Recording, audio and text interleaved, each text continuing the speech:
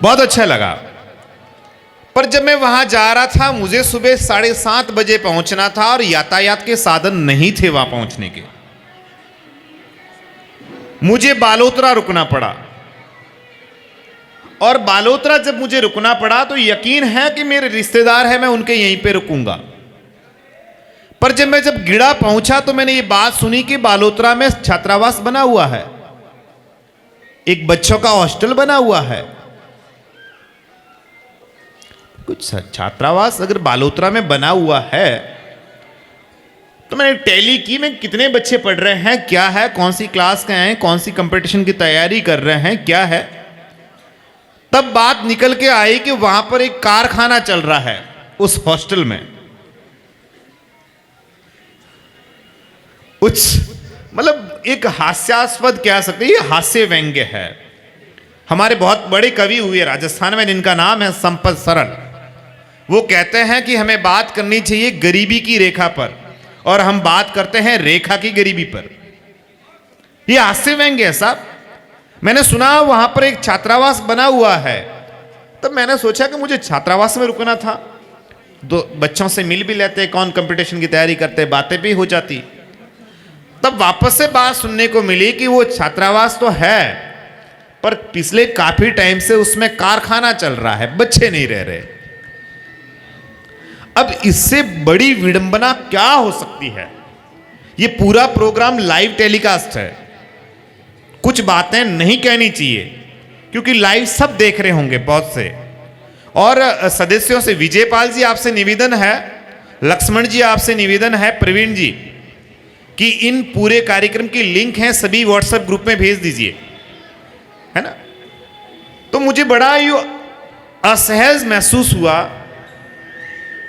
और अब आपको भी असहज महसूस होना चाहिए कि जिन बच्चों के निमित्त जिन अभिभावकों ने पैसे दिए थे, जो चेहरे इस आगाज को देखकर खुश हुए थे कि हमारी पढ़ाई वहां हो पाएगी,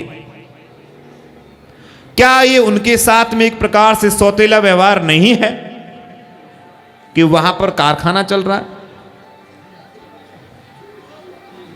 क्या ये अपने मन में ये सवाल टीस पैदा नहीं करता कि वहां पर कारखाना चलना चाहिए अथवा बच्चे रहने चाहिए?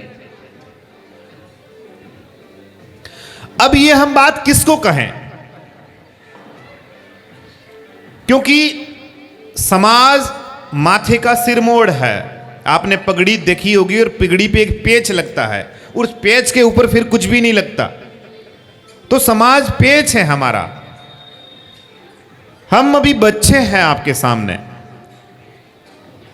हम ज्यादा आक्रोशित होकर के नहीं कह सकते। तो ये जिम्मेदारी आपकी है, ये जिम्मेदारी हमारी नहीं है। हम आप एक तरह का वटवृक्ष हो जिसके छांव के तले पलने वाले हमें एक नवांकुरित पौधे हैं। हम नहीं कह सकते कि वहां पर ये हो रहा है, वहां पर ये हो रहा है। तो ये इससे बड़ा दुर्भाग्य और विडंबना समाज के नाम क्या हो सकती है कि जिन बच्चों के निमित्त जो हॉस्टल बनाया था उनमें कारखाना चल रहा है। फिर मैंने दूसरी बात एक और सुनी कि हम क्या करते हैं कि वर्ष भर में एक आयोजन करते हैं हल्दी की पार्टी। और साहब ये हकीक है, ये मैं इस मंदिर प्रांगण में खड़ा हूं, मैंने सुनी हुई बातें हैं, क्योंकि आप सभी के प्यार आशीर्वाद से मंच संचालन का काम काफी जगह मुझे मिलता है, मैं जाता हूं। तो ये बात मैंने सुनी कि हम हल्दी की पार्टी करते हैं, उसमें होता क्या है कि बाकी वाले इतने आते हैं, वो खा के चले जाते हैं, बाकी वाले नहीं आते। तब मैंने उनसे सवाल किया कि क्या ये हल्दी की पार्टी के लिए हॉस्टल बनाया था? क्या ये नहीं चाहते कि बालोतरा क्षेत्र का जो पढ़ने वाला बच्चा है वो इस हॉस्टल में रहे? क्या कारखाना दूसरी जगह नहीं चल सकता? हाँ, हो सकता है कि उस कारखाने वाले की आर्थिक स्थिति शायद सही नहीं हो, आप उसको सपोर्ट कीजिए। मेरे कोई विरोधी नहीं है, ना मैं किसी को प्रश्रय दे रहा हूं। मैं ये नहीं कह रहा हूं कि वहां क्यों चलाया, कोई दिक्कत नहीं। आप उसको आर्थिक रूप से संबल दीजिए। हम एक समाज के हिस्से हैं, समाज को समाज मजबूती नहीं देगा तो कौन देगा? तो ये बात थी। तो अब आपसे निवेदन है कि वहां पर बच्चों को रहने के लिए व्यवस्था करवाएं और वहां पर ये बात कहें कि कारखाने वाले भाई साहब, आप भी थोड़ा सहयोग करो इन बच्चों के लिए, आपने इतने साल से कारखाना चला रहे हो। और वहां पर जब बच्चे पढ़ेंगे, मैं पुनः अपनी बात को सुना रहा हूं, कुछ बहुत सारे श्रोता हैं जो अभी पधारे हैं कि बिनमाल हॉस्टल ने 50 सालों से नहीं है, अभी 4-5 साल ही हुए हैं, सरकारी कर्मचारी बन गए वहां से। क्या आप ये नहीं चाहते कि बालोतरा से कोई भी गवर्नमेंट अधिकारी निकले? क्या आप नहीं चाहते कि बालोतरा में पढ़ने वाले बच्चे आपके सरकारी कर्मचारी बने? तो उनके लिए उस हॉस्टल का संचालन शुरू करवाएं। आपसे निवेदन रहेगा मेरा। और प्लस जो युवा कमेटी बनी हुई है वहां की, उस युवा कमेटी से भी निवेदन है कि वहां पर उस व्यवस्था को ठीक करे और बच्चों को रहने की जगह दे। आपका जीवन भर गुणगान गाएंगे, आपको कर्नल बैंसला की तरह पूजेंगे, आपको देवतुल्य मानेंगे कि हमारे लिए व्यवस्था की। और विद्या का ऋण एक प्रकार से इस प्रकार का ऋण है कि विद्या का ऋण किसी के ऊपर चढ़ गया वो कभी भूलता नहीं है। बाकी वाले तो भूल जाएंगे कि आपने 1 लाख दिए थे, मैंने दिए, समय पे नहीं दिए, जो भी है, और मैं भूल गया आपको। पर आपने पढ़ाई के निमित्त अगर मुझे सहयोग किया है तो भी चेहरा मेरे दिमाग में याद रहेगा, और पढ़ाई के निमित्त अगर आपने टांग भी अड़ाई है तो भी चेहरा मेरे दिमाग में फिट रहेगा। ये कड़वा सत्य है साहब। एक बच्चा जो मैं वापस से कह रहा हूं कि 0.98 से या 0.18 से रह गया तो आप उसकी अग्नि परीक्षा लोगे क्या? क्या आपका सिलेक्शन क्यों नहीं हुआ?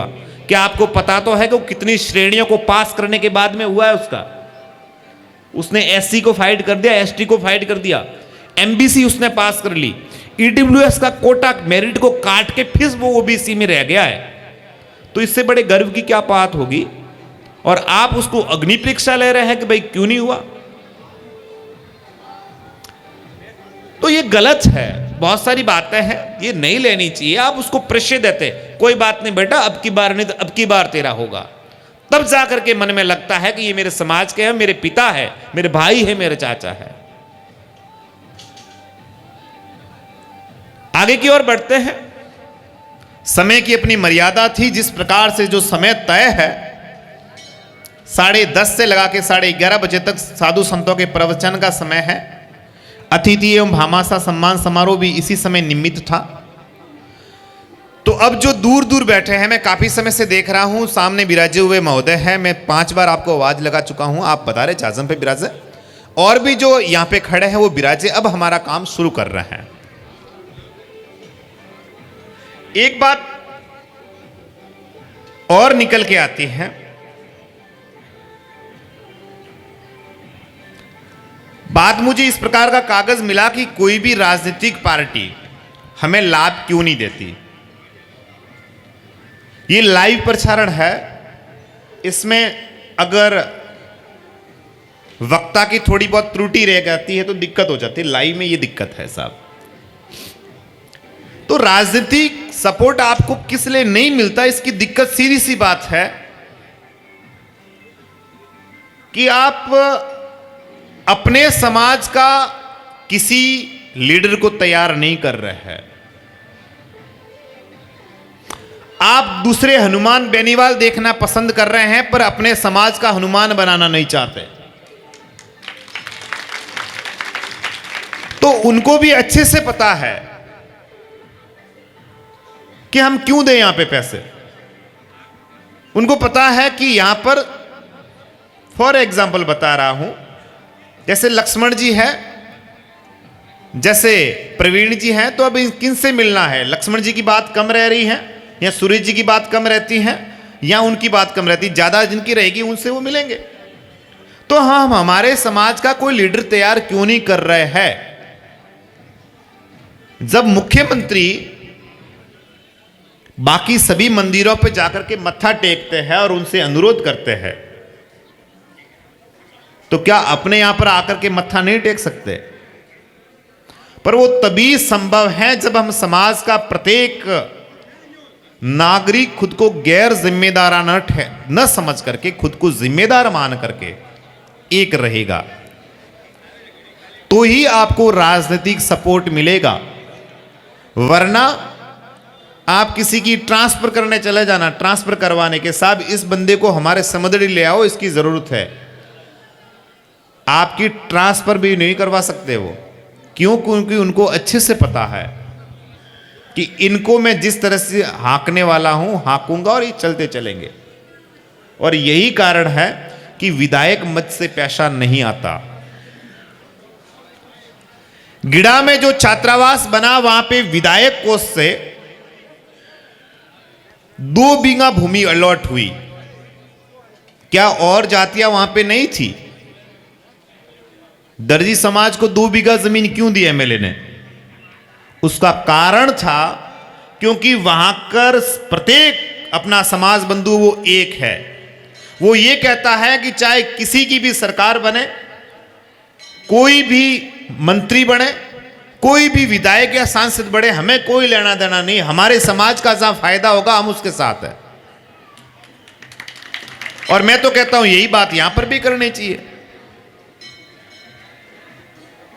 आपने एक वीडियो सुना होगा, चर्चित एक वीडियो है, और उन मंत्री ने कहा है कि मैं ये मानता हूं कि राजनीति समाज के पैरों की जुत्ती है और समाज की जब दरी पे आई जाए तो उस जुत्ती को छोड़ के आना चाहिए। तो वो बात हमें भी लागू करनी चाहिए। राजनीति को दूर फेंको। हमारे समाज में कोई आ रहा है 10 लाख, 15 लाख, 20 लाख, 2 बीघा जमीन, 5 बीघा जमीन अगर वो दे रहा है, चाहे किसी भी पार्टी का हो, हम उसके पीछे हैं, क्यों नहीं देंगे? वोट देंगे। बस यही कारण है, उनकी बात को मैं यही खत्म कर रहा हूं कि यही कारण है कि हमको राजनीति परिचय नहीं मिलता।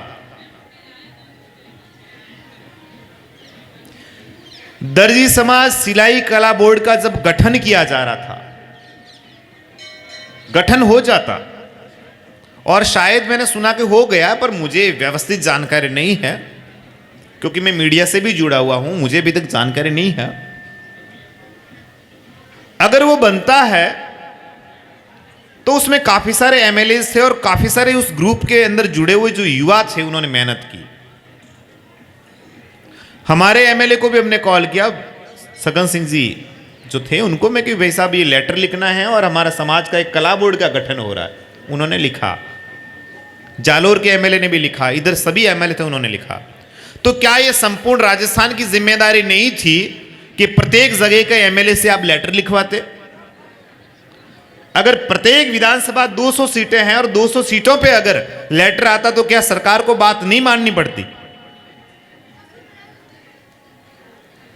पर हम ये चाहते हैं कि मर तो तू और स्वर्ग मैं देखूंगा।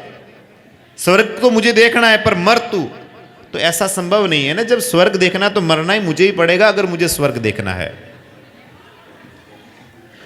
आपका कहना आपकी समाज का उन राजनीतिक पार्टियों ने केवल 10-1 जनों ने माना है, किसी ने आपका कहना नहीं माना। क्यों नहीं माना? क्योंकि आप संगठित नहीं है। उस आप में मैं भी शामिल हूं।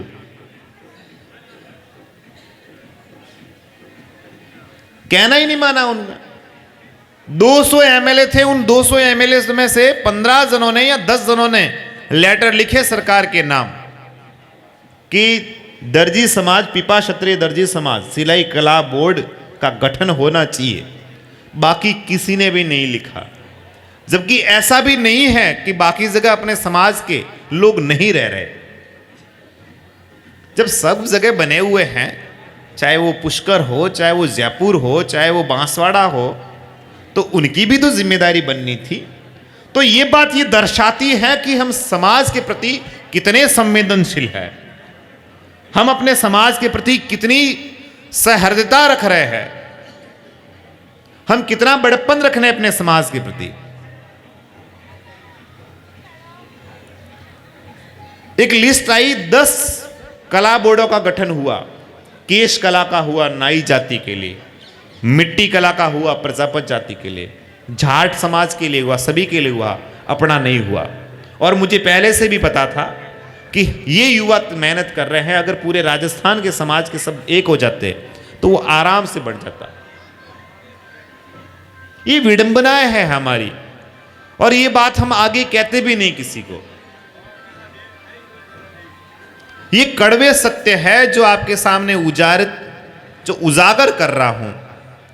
आपको ये नहीं कहना है कि डैड होशियार है इसलिए कह रहा है, आपको ये कहना है कि मेरा बच्चा है बात को सही कह रहा है, और समर्थन देना है तालियों के साथ में कि कड़वा सत्य यहां से निकल के जा रहा है, ताकि जो विधायक है, जो सांसद हैं, अपनी बात को माने। जब भी यहां पर कोई कार्यक्रम आयोजित होता है तो आसपास वाले एमएलए दौड़ के यहां पे आने चाहिए कि यार वहां पर हम नहीं गए तो नाराज हो जाएंगे, और नाराज हो जाते हमारी वोट बैंक टूट जाएगी। बस इस प्रश्न का लक्ष्मण जी आपका ये जवाब था, मैंने अच्छे से दिया। और अब अगले वक्ता के रूप में जिनको मैं आवाज दूंगा, एक युवा तरुणाई, एक युवा चेहरा, श्रीमान जो अजीत से संबंध रखते हैं, सरकारी कर्मचारी है, और रामचंद्र जी तेजराज जी अजीत। अभी और कोई बात नहीं, अपना घर का ही कार्यक्रम है, और ऐसा भी नहीं है कि इसमें कोई मुख्यमंत्री वगैरह आ रहे हैं तो पहले से कोई तैयार था प्रश्न वगैरह। अब अगले वक्ता के रूप में हम जिनको आमंत्रित कर रहा हूं,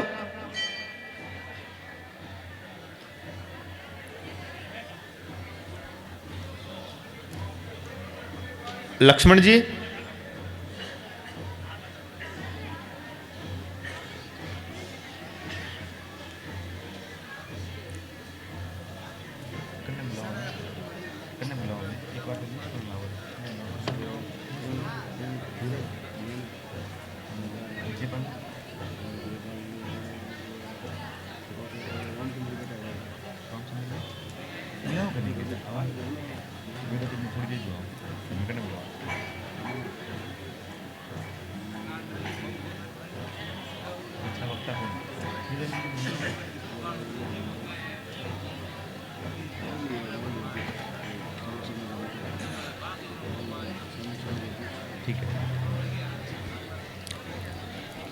कार्य की जिम्मेदारियां ज्यादा है, इस कारण से व्यवस्था में सहयोग हेतु थोड़ा अपेक्षित परिवर्तन किया है हमने। उद्बोधन हेतु अगले वक्ता के रूप में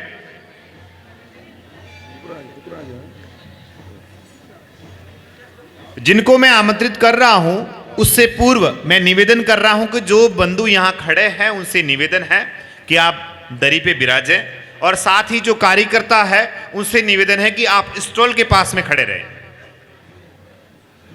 या फिर बैठ जाएं, ताकि एक लगे ऐसा कि हम बिल्कुल एक जोश, एक जज्बे, एक उमंग के साथ इस मंच के जरिए आज अपनी बात को रखेंगे और कहेंगे कि हम शिक्षा के निमित्त जोश और जुनून के साथ कुछ कार्य करेंगे। बाकी वाले वहां खड़े भैया, वो भी विराज जाओ, आप में आप भी शामिल हो, बैठ जाओ।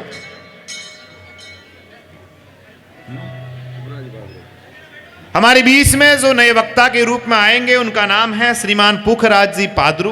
अगर विराज रहे हैं, मेरी आवाज आप तक पहुंच रही है तो पधारे और अपने उद्बोधन से इन युवा तरुणाई का मनोबल बढ़ाएं, साथ ही इन बच्चों को मार्ग प्रशस्त करें कि वो आने वाले समय में आपसे सीख करके जाएं, और यकीनन आपके उद्बोधन से उनको इस प्रकार का संबल मिले कि वो खुद को ऊर्जावान महसूस करे। श्रीमान पुखराज जी पार्लू।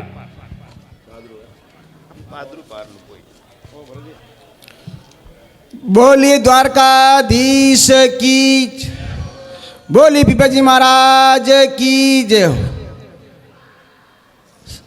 श्री पीपा क्षत्रिय दर्जी समाज शिक्षा समिति द्वारा ये कार्यक्रम का आयोजन, उसके लिए सर्वप्रथम मैं उस कार्यकारिणी के सभी सदस्यों का हार्दिक अभिनंदन करता हूं, उनका हार्दिक स्वागत करता हूं।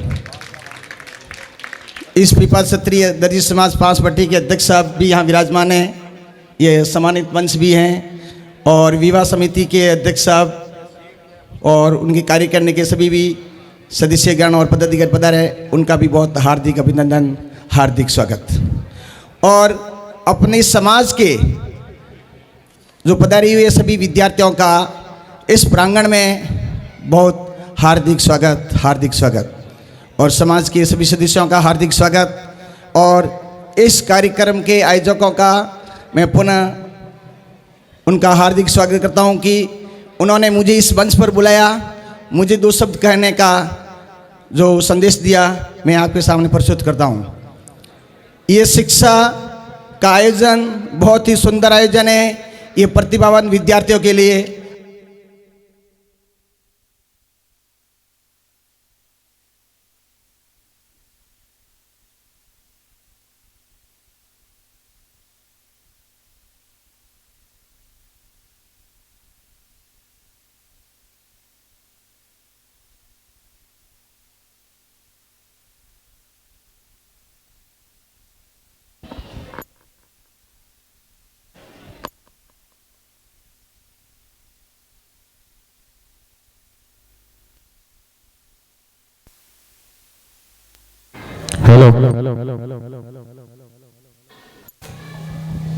यह आयोजन प्रतिभावान विद्यार्थियों के लिए है।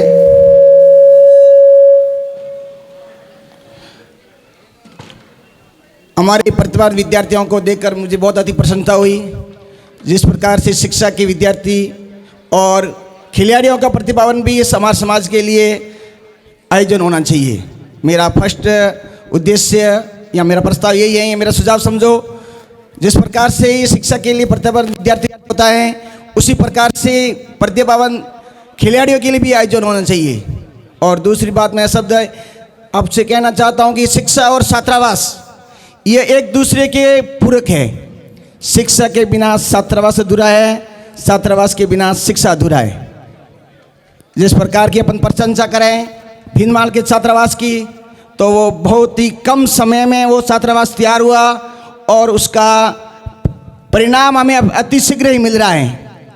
हमारे समाज के सभी बुजुर्ग सदस्यों से निवेदन करता हूं कि एक बार आप भीनमाल के छात्रावास में वहां जाके कुछ अध्ययन करें, वहां जाके अपन कुछ सीख कर आए कि वहाँ भीनमाल छात्रावास किस तरह से बना है और वहाँ की किस प्रकार के क्रियाकल्प होते हैं, वहाँ पर किस प्रकार के कार्यक्रम होते हैं, किस प्रकार से विद्यार्थी आते हैं, कैसे से विद्यार्थी आते हैं। तो अपने को समाज के विद्यार्थियों के लिए अपने को कैकड़ा प्रवृत्ति से ऊपर उठना होगा। सभी को मालूम है कैकड़ा प्रवृत्ति क्या होती है, एक दूसरे की टांग खींचना। ये समाज में बहुत सस्ती चीज है। इस सस्ती चीज से पार करने के लिए अपने कैकड़ा प्रवृत्ति को त्यागना होगा, एक दूसरे का आदर करना होगा और सभी को तन मन धन से सहयोग देना होगा। सहयोग के बिना कुछ काम नहीं होता है। दूसरा, हमारे परिपर्व प्रवक्ता ने बताया है कि गीड़ा के छात्रावास के बारे में, तो मैं भी इस गीड़ा के छात्रावास से जुड़ा हुआ हूं। तो गीड़ा के छात्रावास से जो बोलाराम जी हैं, उसकी उम्र ओनली 30 वर्ष है। बोलाराम जी साहब की उम्र 30 वर्ष है और उसने जो कार्य किया है और जो उसने एमएलए कोटे से जो जमीन दिलवाना, उसकी बाउंड्री खिंचवाना और उस नक्शे से जो काम चल रहा है वह बहुत ही दर्शनीय है और अति दुर्लभ है। तो मैं समाज के बुजुर्ग सदस्यों से, समाज के सम्मानित सदस्यों से कहना चाहता हूं कि गीड़ा का दौरा करें, छात्रावास भीनमाल का दौरा करें। वैसे छात्रावास तो जालौर में भी बन चुका है और भाई साहब ने बताया कि बालोतरा की छात्रावास की क्या पोजीशन है। मैं इस सब्जेक्ट के अंदर घुसना नहीं चाहता क्योंकि उन्होंने पहले ही बता दिया है कि वहां के छात्रावास में एक कारखाना चल रहा है। तो यह समाज के लिए मेरे हिसाब से ये अच्छी पोजीशन नहीं है। मैं इस कड़वे शब्दों का प्रयोग नहीं करना चाहता क्योंकि कड़वे शब्द तो कड़वे ही होते हैं।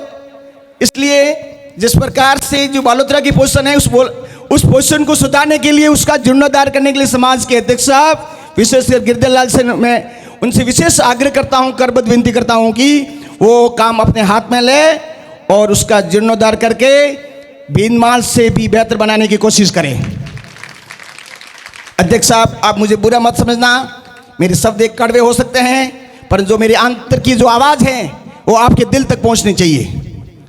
और मैं आपसे ये भी निवेदन करना चाहता हूं कि जो जालोद का छात्रावास है बंद हो चुका है, यदि वो छात्रावास समाज के सदस्य प्रतिभावान विद्यार्थी का होता तो इस छात्रावास शुरू हो जाना चाहिए था, परंतु अपनी केकड़ा प्रवृत्ति, मुझे बार बार इस शब्द का प्रयोग करना पड़ता है क्योंकि इस केकड़ा प्रवृत्ति से जो टांग खींचाई जो है उससे अपन ऊपर नहीं आ सकते, उसका उद्घाटन हो जाना चाहिए था, उसमें विद्यार्थियों का चयन हो जाना चाहिए था, विद्यार्थी वहाँ भर्ती होकर उसका एजुकेशन का लाभ उठा सके। इस प्रकार का वो छात्रावास बना था, परंतु अपन उसका उपभोग नहीं कर सकते। ये हमारे लिए बहुत शर्मनाक बात है। जिस प्रकार से बालोतरा और जालोर की जितनी निंदा की जाए उतनी कम है। जहाँ छात्रावास दोनों बन चुके हैं वहाँ कुछ भी है, वहाँ जीरो है। और दूसरी बात, भीनमाल के छात्रावास की बात करें तो मैंने दौरा तो नहीं किया, पर जिस प्रकार से मैं वहाँ फोटो व्हाट्सएप वगैरह देखता हूँ तो हमारा भी मन होता है कि मैं वहाँ जाके वहाँ के प्रोग्राम का, वहाँ के छात्रावास का दर्शन करूँ। मैं बार बार समाज के सम्मानित सदस्यों से, समाज के बुजुर्गों से निवेदन करता हूँ कि वहाँ का आप दौरा करें और उससे कुछ सीख लें कि हमें भी कुछ करना चाहिए। और जो गीड़ा के जो भोलाराम जी की जितने प्रशंसा करें उसके पास, मेरे पास शब्द भी नहीं है। वो तो तुलसीदास जी ने कहा था, गिरा अयन नीनु बिनुवाणी। श्री भगवान की प्रशंसा के बारे में क्या शब्द कहें कि मुंह में पानी आता है और आंखों से भी पानी आता है। तो भगवान की सुंदरता के बारे में, वर्णन के बारे में उसी प्रकार से मेरे पे बलराम जी के पास, मेरे पास शब्द नहीं है, उसकी जितनी प्रशंसा करें उतनी कम है। वो तो 31 साल की उम्र के होते हुए भी जितना काम करवाते हैं और जो दिन रात उसने जो एक किया है, मेरे हिसाब से वो 1 साल के अंदर वो छात्रावास तैयार हो जाएगा और आने वाले शिक्षण में वहाँ विद्यार्थी पढ़ने भी चालू हो जाएंगे। इस प्रकार जी मेरे बलराम जी से बात होती रहती है, उन्होंने मुझे आश्वासन दिया, पुखराज जी आप एक बार दौरा करो, आप अच्छे समाज के सदस्यों से मेरे से जोड़ो। आप जोड़ेंगे, जितने समाज के सदस्य जोड़ेंगे उतने ही बहुत अच्छा होगा। और इस पीपा क्षत्रिय दर्जी समाज शिक्षा समिति के सदस्यों से भी एक और विशेष आग्रह करना चाहता हूँ, आप इस शिक्षा समिति के अंदर जो भी सरकारी कर्मचारी है उनको आप उसके अंदर शामिल करें। फर्स्ट मेरा एक विशेष आग्रह, आप किसी को जोड़ने से आपकी कोई वैल्यू कम नहीं होगी, आपकी वैल्यू 100% बढ़ेगी। और उनको जोड़ने से अपने समाज की एकता का भी एक मिसाल पेश हो जाएगी। और मैं पुनः शिक्षा समिति के और समाज के सभी सदस्यों से मैं सभी का हार्दिक अभिनंदन करता हूं। मैंने कोई कटु शब्द कह गए हो तो मुझे अपना भाई, अपना बच्चा समझकर मुझे माफ़ कर देना। इतने के साथ में मैं अपनी इस वाणी को विराम देता हूँ। बोले पीपा जी महाराज की, बोले द्वारकाधीश की, बोलिए गौ मात की, बोले सनातन धर्म की।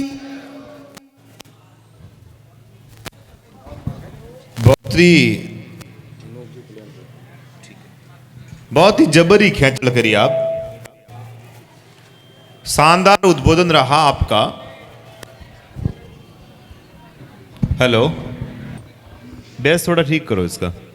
हेलो, हाँ, शानदार आपका तर्क दिया आपने, आपने अपनी बात को रखा और आपकी बात को मैं आगे की ओर बढ़ाते हुए कह रहा हूं कि भीनमाल केवल छात्रावास ही नहीं अपितु वहां पर लाइब्रेरी भी संचालित है और वहां पर केवल भीनमाल के बच्चे नहीं पढ़ रहे हैं अपितु बाड़मेर और जैसलमेर के भी बच्चे वहां पे पढ़ रहे हैं। ये गर्व का विषय है। रही बात गिड़ा की, गिड़ा में छात्रावास भी बन चुका है, साथ में लाइब्रेरी भी बन रही है। एक 30 साल की युवा तरुणाई भोलाराम गिड़ा और उनकी पूरी गिड़ा की टीम जो मुझे लाइव देख रही है, उनका जोश, उनका जज्बा यकीकन नवाजिश करने योग्य है। उनका जो आपसी भाईचारा है देखते बनता है। जितनी तारीफ की जाए इस मंच से वो कम है। क्या गिड़ा के अलावा कोई बीच में अपने शहर नहीं आते? क्या समुद्री के बाद में सीधा गिड़ा ही आता है? बीच में तो और भी शहर आते हैं। हम उनका जिक्र इसलिए नहीं कर रहे हैं क्योंकि वहां पर परिवर्तन नहीं हुआ, और जहां पर जो परिवर्तन करेगा यकीकन उनका नाम आएगा। और इतना गजब का समागम हुआ जिसकी कोई सीमा नहीं है। बिनमाल के ऊपर वापस से आता हूं कि वहां पर बच्चे ही केवल नहीं पढ़ते, वहां पर हर साप्ताहिक है या मासिक है। कपूराराम जी मुझे पूरा ज्ञात नहीं है साप्ताहिक करवाते हैं या मासिक करवाते हैं। आप एक प्रतियोगिता परीक्षा भी रखते हैं ओमार टेस्ट पे, उनके अंदर फर्स्ट सेकंड थर्ड बच्चे आते हैं, उनको पारितोषिक भी देते हैं। क्या इसमें उनका समय वेस्ट नहीं होता? क्या इस कार्य में उनका पैसा खर्च नहीं होता? ज्यादातर हमारे समाज बंधुओं की शिकायत रहती है, साहब हमारे पास में टाइम नहीं है, हमारे पास में समय नहीं है, रेडीमेड रकम नो न्यू टाइम कौन। तो क्या वो फ्री बैठे निकम्मे है? क्या उनके पास में काम नहीं है? उनके पास में भी काम है, बाकी उनके कंधों पे जिम्मेदारी है। वो ये समझता है कि मेरा प्रत्येक बच्चा किसी और का नहीं अपितु इस परिसर में रहने वाला प्रत्येक बच्चा मेरा अपना है। और यकीन मानिए वहां का रिजल्ट आपके आने वाले सालों में इतना गजब का परचम लहराएगा कि आपसे देखते बनेगा। मैं बातें आपसे जोड़ता चलूंगा, बातें चलती रहेगी, और हम बात आज केवल शिक्षा से करेंगे। जो नए श्रोता आए हैं, मेहमान पधारे हैं, साथियों आप जो हॉल में विराजे हैं आप यहीं आ जाओ ना, कार्यक्रम की शोभा बढ़ाओ, आपका अपना है। हाँ, कोई नेता और मीटिंग तो है कोई नहीं कि भाई मैं कांग्रेस का हूं और भाजपा वालों के साथ में क्यों बैठूं। अपने समाज का है, पधारो यार, शोभा बढ़ेगी कार्यक्रम की। और ऐसा भी नहीं है कि भाई यहां पे वो मंत्री आ रहा है तो मैं तो नहीं आ सकता। सब वयोवर्ग जब यहां पे बैराजे हैं तो आप भी बैठिए, आप भी आइए, विराजे, सुनिए, अपना पक्ष रखिए। जरूरी नहीं कि जो आए हुए सब रेडीमेड है, आप भी बोलिए अपना, अपने समाज का है, आप इस समाज के हिस्सा है। We are the part of the communities, then you can say to her. आप अपनी बात को यहां पे प्रेजेंट कीजिए, बोलिए। हमारे बीच में आज के मेहमान और मुख्य अतिथि जिनका आशीर्वाद इस समूचे कार्यक्रम पर रहेगा, हमारे बीच में पधार चुके हैं परम पूज्य गुरुदेव श्री श्री 108 श्री तृप्त आत्मानंद जी गिरी जी महाराज हमारे बीच में पधार चुके हैं। आपका समूचे श्री पीपा क्षत्रिय दर्जी समाज शिक्षा समिति समदड़ी की ओर से तहदिल से आभार, अभिवंदन, चरण स्पर्श। आप पधारिए और महसूस होगा कि भगवे की उपस्थिति में आयोजित ये कार्यक्रम शिक्षा के निमित्त चार चांद लगाएगा। आपसे निवेदन है गुरु महाराज से कि मंच पे पधारे। अब बहुत सी बातें होगी, बहुत सारे मुद्दे हैं, आप वयोवृद्ध चेहरों के सामने हम रखेंगे। आप हमारी बातों पे कितना मंथन करेंगे ये आपका विषय है। हमारी समस्या है जो पढ़ाई के रिगार्डिंग, वो हम आपके सामने रखेंगे, आप उस पर अमल करें और उनको धरातलीय स्तर पर आजमाइश करें ताकि उसका सकारात्मक परिणाम आ सके। मैं पुनः एक बार कह रहा हूं, जो नए चेहरे आए हैं, जो यहां पे विराजमान मेहमान हैं, कि उद्बोधनीय वक्ता के रूप में अगर मैं आ रहा हूं, आपको मेरे से द्वेष भाव है तो आज मत रखना, क्योंकि मैं मेरी बात शिक्षा के संबंधित करूंगा। आज मैं नहीं बोल रहा हूं, अपितु ये समूचा बैनर बोल रहा है, अब अपितु समूचे जो लाभार्थी हैं वो सभी बोल रहे हैं, उनके रूप में मैं बोल रहा हूं। आप आज मुझे सुने, यहां का प्रत्येक उद्बोधन करने वाला व्यक्ति वो स्वयं नहीं बोल रहा, अपितु समूचा शिक्षा समिति का प्रतिनिधित्व करने वाला वक्ता बोल रहा है। उनको सुने, उनकी बात पे मंथन करें। हम किसके सामने पढ़ाई का लेकर के अपना दुखड़ा रोए? हम आपको नहीं सुनाए तो किसको सुनाए? और जिनको सुनाने वाले हैं वो सुनते नहीं। एक सरकारी कर्मचारी थे जालोर में, नाम नहीं लूंगा मंच के जरिए, मैंने किसी बात के लेकर के उनसे बात की, उन्होंने बात को ही नहीं सुनी। तो फिर हम तो आपको ही कहेंगे ना आप वयोवृद्ध है। अगली कड़ी में उद्बोधन के रूप में उन वक्ता को आह्वान करता हूं, श्रीमान अनूप जी कल्याणपुर, आप पधारे और अपने उद्बोधन से इन बच्चों का मार्ग प्रशस्त करें। साथ ही जो वयोवृद्ध यहां विराजे हैं उनका आशीर्वचन लेवे, उनका आशीर्वाद लेवे और भगवे की उपस्थिति में अपने इस पांडाल को गौरवमय बनाए। श्रीमान अनूप जी कल्याणपुर।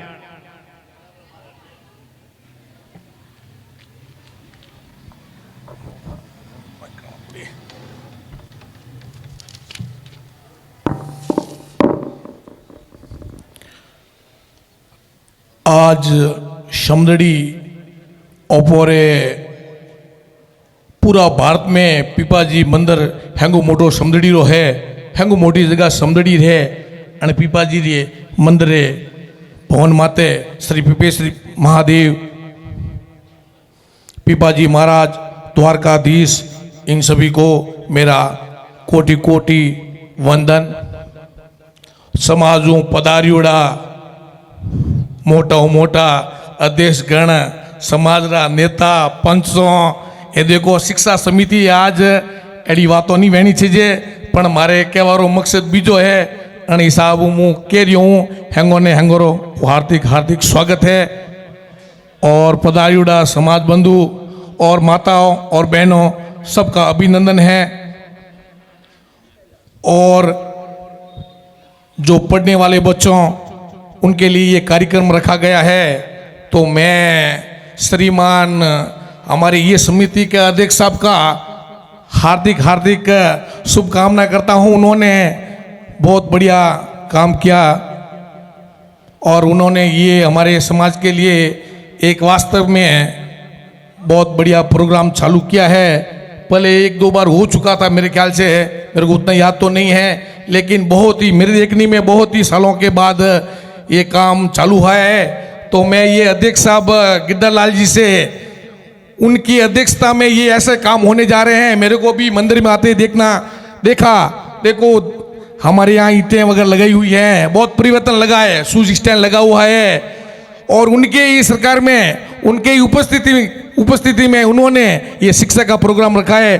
तो मैं एक बार गिद्दरलाल जी का भी मेरी तरफ से धन्यवाद देना चाहता हूँ। क्यों, उनके बिना ये मंदिर पे हम काम नहीं कर सकते, पहली तो ये बात है। तो जैसा अध्यक्ष साहब ने उन्होंने काम किया है, तो गिद्दरलाल जी से बात किया ही होगा। और गिद्दरलाल जी ने ये जो ईटिंगे बिठा के अपने, मैं अभी रूम में गया तो रूम के अंदर वहाँ बैग रखने के लिए स्टैंड बनाए हुए हैं। बहुत सारी नई चीजें मेरे को देखने की मिली है। मैं तो बारे देश और कमांड ने जाऊँ सा, लेकिन अब आयो तो आओ तो ही मने आइटम और खूब चेंज लागो, अटे हैंग पूरी परिवर्तन लागो और अटे भी लारे कौम वेरियो है। तो मुँह समाज हूँ वही साऊँ के परिवर्तन वेणो बहुत जरूरी है। और अपोरो समाज हेंगू लारे है और शिक्षा समिति में भी घना ला रहे हो, पे घना ला रहा हूँ। अपोरा तो कोई नेता देखवा नहीं को मळे, अपो ने कोई पूछे ही को नहीं कि भाई अपोरा वोट है हमें। मैं मोर गाँव रे मैंने मैं मारे घरे मुँह आपने कहो नहीं चाहूँ, मारे घरो मारे व्याव रे मोने घरे वाड़ो तो मैंने वाड़ा रे मोने मोर गाँव रे कोई वाड़ो निकालने तैयार नहीं। तो मैं व्याव रे बाद में जबरदस्ती करने वो झाड़ो निकाल दियो, वाड़ो निकाले। और बाद में सरपंच वगैरह हैंग नाराज हुआ तो कौम तो वो बाद में मुँह सवर गयो तो वोटो टे मारे पे फोन आयो, अरे अनूप जी थे यार, बूट आया जो आप जो क्यों बड़े बड़े वगाड़ की तो मैं गए। तो गाँव रे बोली आदमी अणु तो है, तो अणु तो वेणो पड़ी भाई, अणुता बनना पड़ेगा, लेकिन शासन में गड़बड़ में अणुता नहीं वेणो है। पढ़ियो लिखियो वेणो है, पढ़ियो लिखियो में अणु तो वेणो है, कानून होंडा के अणु तो वेणो है अपने। ताकि ओपे ओपोरो जो भी ओपर अधिकार है ओपे अधिकार ले सको। तो ओपे पढ़िया लिखिया हो नहीं अणवास्ते पढ़नो है। और अध्यक्ष साहब बहुत ज़्यादा ट्राई कर रहा है कि भाई ओपरे समाज में बच्चों ने ज़्यादा से ज़्यादा पढ़ाओ ने। अध्यक्ष साहब ने मुँह एक विनती कर दूँ, रिक्वेस्ट कर दूँ, या पचे मारो कोई भी हम जो आप कि ओपर बच्चों रे वास्ते ओपर समाज में रुपयों की कमी नहीं है, रुपयों की बिल्कुल कमी नहीं है। दिलदार लोग बैठे हैं, दिलदार लोग बैठे हैं। आप आगे बढ़ो, हम आपके साथ हैं। आप आगे बढ़ो, हम आपके साथ हैं। आप आगे बढ़ो, हम आपके साथ हैं। तन मन धन से हम आपके साथ हैं। आप आगे बढ़ो, शुभ काम करो, हम आपके साथ हैं। इतना ही कह के मैं श्री गुरुदेव के शरणों में कोटि कोटि वंदन करते हुए और मेरे बड़े समाज बुजुर्ग सबको मेरा हाथ जोड़ के अनूप जी दर्जीरो पढ़नो में ऐसा। और मुझे एक और कहना चाहूँ, मुँह भी हुबली उत्तर कर्नाटक का समाज हूँ, एक छोटो सो श्री पीपा क्षत्रिय दर्जी समाज उत्तर कर्नाटक का हूँ, एक अध्यक्ष पद माते मुँह भी हूँ। अच्छा मारे भी अने मंदिर माते देखो जणो तो मने भी एडी री आवे के व्याधि मत करो हुबड़ी रे मोइने मैं अध्यक्ष रे मोने एक साल बढ़ियो जो मारो अध्यक्ष मैं समाज वाला क्यों मने अध्यक्ष मत बनाओ। मने मु कड़क आदमी हूँ, मु डायरेक्ट कहवा वाला आदमी हूँ कि ना सा एक बार तो थे वणो हम ऊपर 5 साल बढ़ाओ पर हम थोने 3 साल वास्ते बढ़ाओ। तो भाई मैं क्यों 3 साल वास्ते मने बना दो, ठीक है। मैं क्यों भाई मु तो टेढ़ो आदमी हूँ, मारे मन रे मैं भाई मु अध्यक्ष बनियो तो घर घर जाने मीटिंग नहीं करो, समाज की जगह लो। देखो साड़ी बात है कि मार कहवा मतलब मारी कोई प्रशंसा नहीं करनी है कि हैंगोर तक ओपर हैंगोर कौम बहना चाहिए भाई मैं भी यो काम करो ताकि ओपर समाज आगे बढ़े, मारी कोई प्रशंसा हमारी नहीं करनी है। अच्छा मैं अध्यक्ष नाते मैं कहूँ आपने क्या हो मतलब के अबे वटे में 1 साल रे मैंने पहला तो 400 स्क्वायर फुट जगह ली थी। अच्छा वन माते पुरानो घर तो पोटे भवन बनायो, बाद में और जगह पार्टी थी जगह ली थी 800 स्क्वायर फुट जगह बन गई, उधर भवन बनाया हुआ है। पिपाजी महाराज जी मैंने क्षेत्र पूर्णिमा के दिन हमारे समाज वाले सब इन्होंने मिल के पिपाजी महाराज की तस्वीर बिठाई गई। हमने वहाँ मंदिर नहीं बनाया है, मंदिर बनाएंगे तो उनके लिए हमारे को देखो बिजनेस है उधर हमारा, तो हम सेवा करनी वगैरह वगैरह हम उधर तस्वीर लगाया है, सब व्यवस्था की हुई है। हुबली में कर्नाटक में साउथ में पहली बार पहली जगह पहले हुबली रे मैंने वो अहमदाबाद हुरत हैंगटोर धके आलो डेट हुबली रे में हम पहले उद्घाटन हुबली रे मैंने वियो है। तो मु मारी कोई प्रशंसा नहीं है कि हुबली वाला मु प्रशंसा नहीं करूं। हर समाज के बच्चा ने वेड़ो चाहिए कि मु अच्छो पढ़े लिखे होशियार बनूं और अपर समाज में नेता बनूं, कार्यकर्ता बनूं, गवर्नमेंट सर्वेंट बनूं, एसपी बनूं, फलोड़ो ढीकड़ो थोड़ेदार बनूं ताकि अपर समाज नाम उससे वे सके। और मैं माता बहनों से भी कहना चाहता हूं आप भी बढ़िया पढ़ो और पर समाज नाम ऊंचो करो। धन्यवाद सा अतरो के विराम करूं, धन्यवाद। ओ अतरो ही घणो ही है साहब, बहुत जबरी खेचड़ करी जोरा शब्द भाया आप, बहुत शुभकामना। कर्नाटक हुबली जड़ी जगह रे मैं आप समाज निमित्त देवतुल्य जो कार्य कर रहा हो घना रंग आपने। और राजस्थानी रा जो ठावका कवि है वह लिखे है कि गुणवाड़ो संपत्ति लहे लहेन गुण बिन कोय, गुणवाड़ो संपत्ति लहर लहे न गुण बिन कोय, काडे नीर पताड़ सू जय गुण घट में होए, काडे नीर पताड़ सू जय गुण घट में होए। तो आप शरीर रूपी आप रो जो घड़ो है यकीकन बहुत ही ठावको है, जदई आप भेड़प ठेठ बटता ही करी है, घना रंग आपने। कुछ बातें ऐसी होती हैं कि वहां पर आक्रोशित रूप में कह देते हैं। मैं पुनः आपसे निवेदन करूंगा कि आपके सानिध्य में हम कह रहे हैं, आपको कुछ बातों से अगर ठेस पहुंचती भी है तो आपको आज सहृदयता का परिचय देना पड़ेगा और यह समझ के देना पड़ेगा कि इस मंच से बोलने वाला प्रत्येक ही मेरा बच्चा ही है, वो कह रहा है कोई नहीं। उसकी बात के पीछे की बात को समझने की कोशिश कीजिए कि वो क्यों कह रहा है। ऐसी क्या नौबत आई कि वो बार बार बालोतरा को अंकित कर रहा है, जालोर के छात्रावास को अंकित कर रहा है। जालोर जिला मुख्यालय है, वहां पे आज बच्चे रहने चाहिए। ये कड़वा सत्य है। आप सारी देश भावना को दूर रखिए और शिक्षा के निमित्त अपने दिमाग में सोच करके डिसाइड कीजिए, क्या जालोर में बच्चे नहीं रहने चाहिए थे आज के टाइम? जब छात्रावास बन गया था तो वहां पर आज बच्चे होने चाहिए था या नहीं? तो फिर इन बातों के ऊपर मनन क्यों नहीं करते हैं? अगर और गहराई में जाऊं तो मेरी और लक्ष्मण जी से नहीं बनती, वो अलग मुद्दा है।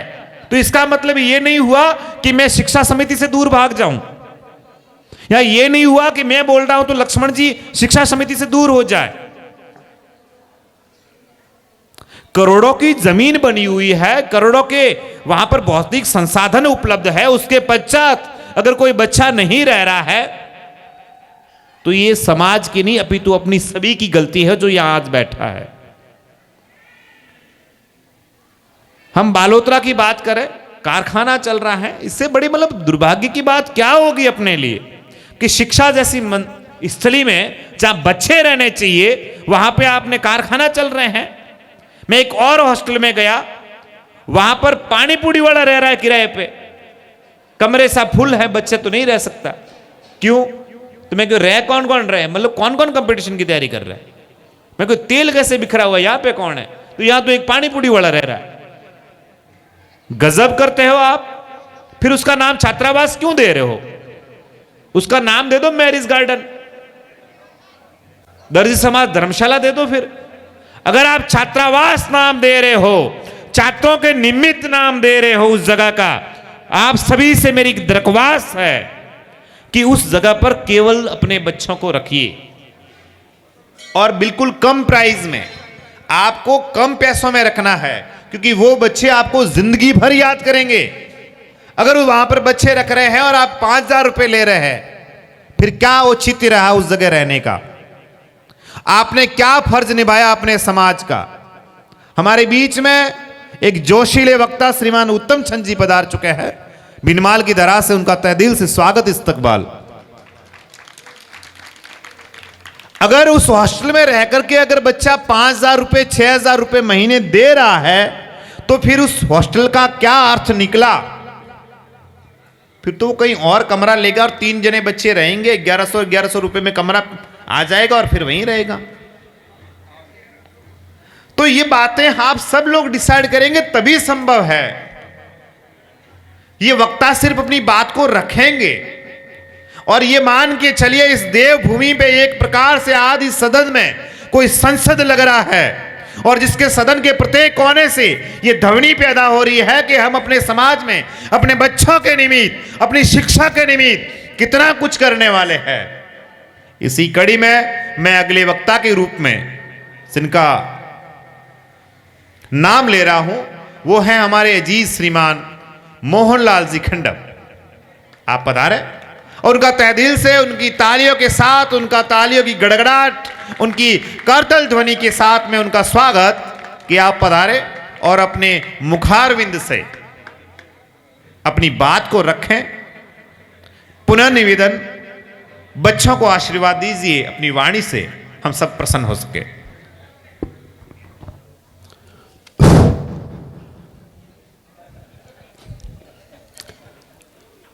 इस शिक्षा समिति के प्रोग्राम के अंदर विराजमान हमारे होनहार अध्यक्ष श्री गिरधारीलाल जी, उपाध्यक्ष श्री बगदाराम जी और भी पधारे हुए महानुभाव, समाज बंधु, स्टूडेंट और समाज के नवयुवक और बहनों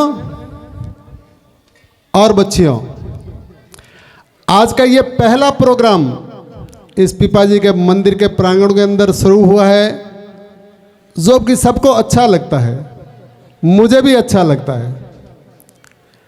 शिक्षा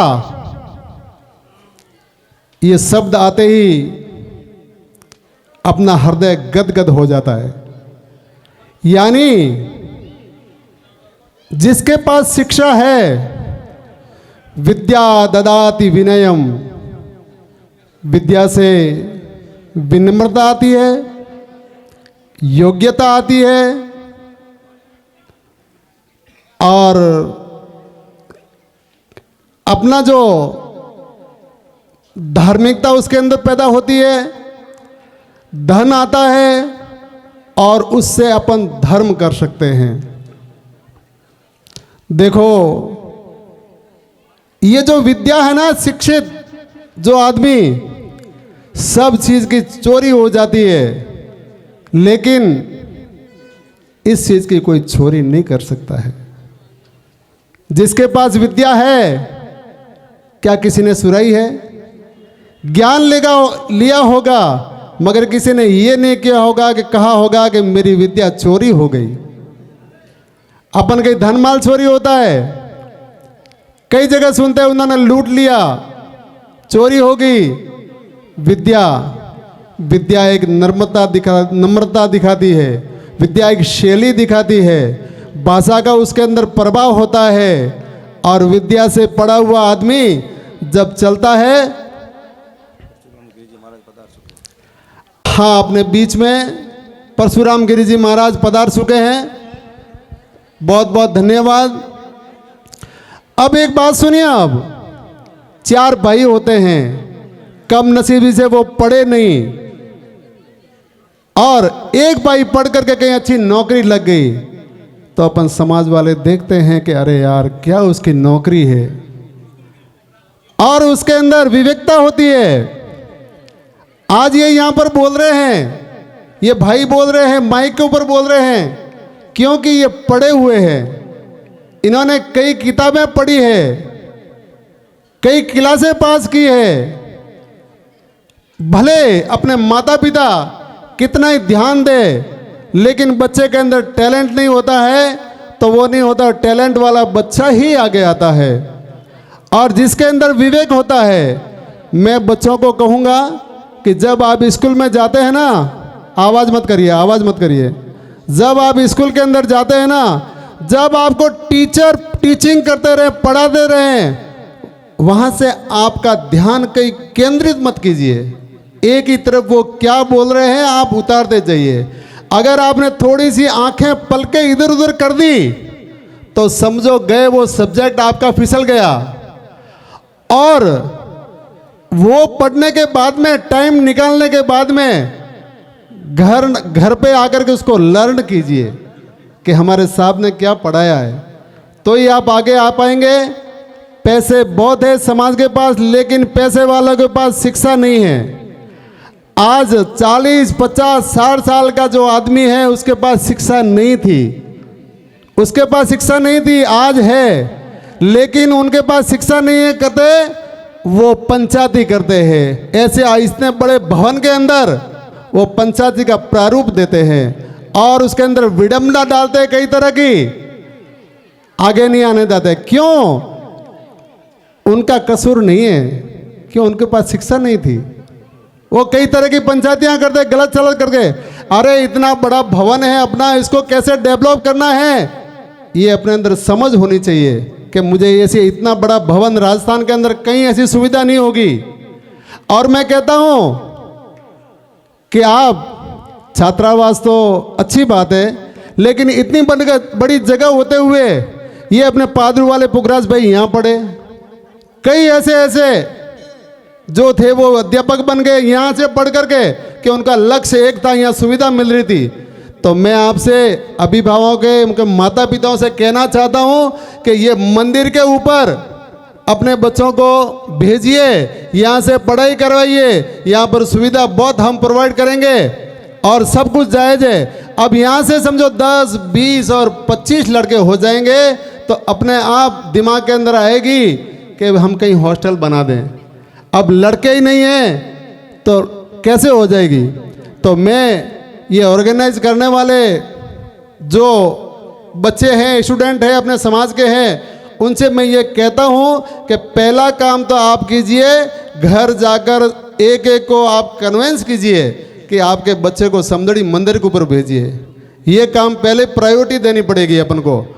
उसके बाद में आप यहाँ पर आते हैं, इतनी बड़ी संस्था होती है, कभी कभी पूर्णिमा के दिन इतने इतने महानुभाव आते हैं, तो आप कम से कम, मैंने देख रहा हूँ और मुझे दर्द भी है कि आज इस संस्था के ऊपर अपन को वेटर रखने पड़ रहे हैं।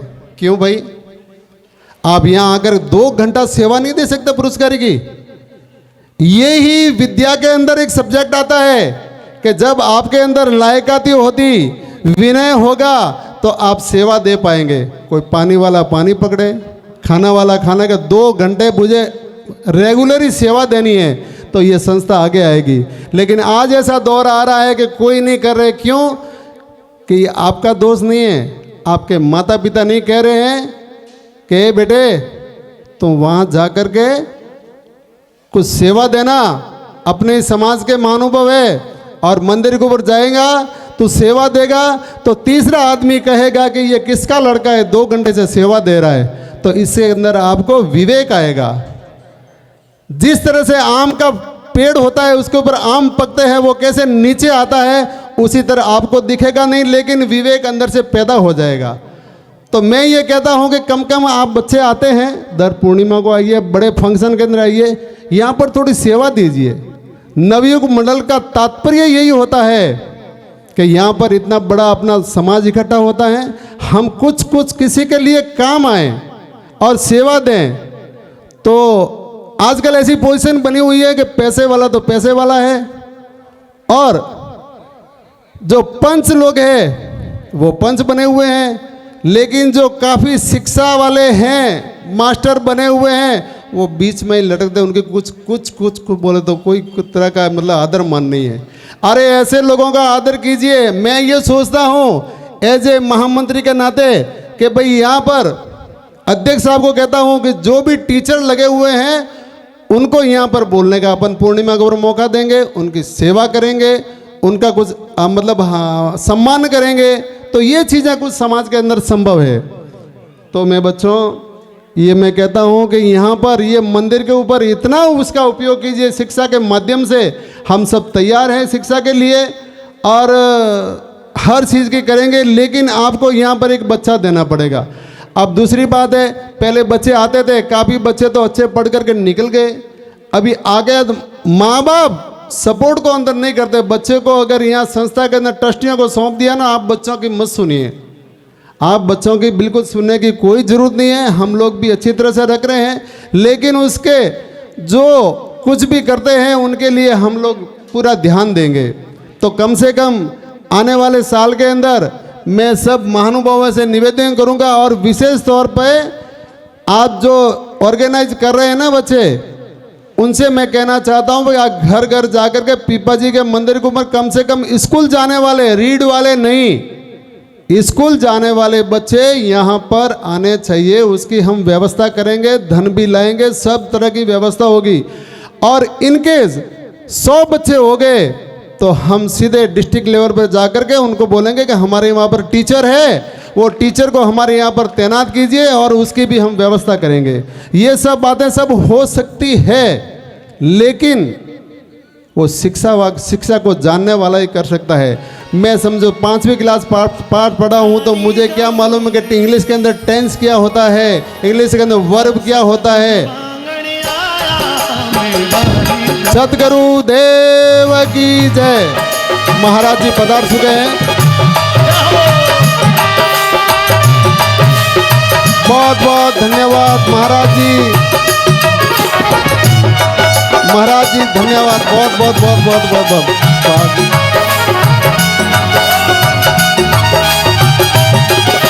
आप बैठिए बैठिए, विराजमान होइए, सब जने बैठ जाए, एक एक करके अपन कथन का लाभ लेंगे। आप यथा स्थान बैठ जाइए, अपनी जगह पर बैठ जाइए।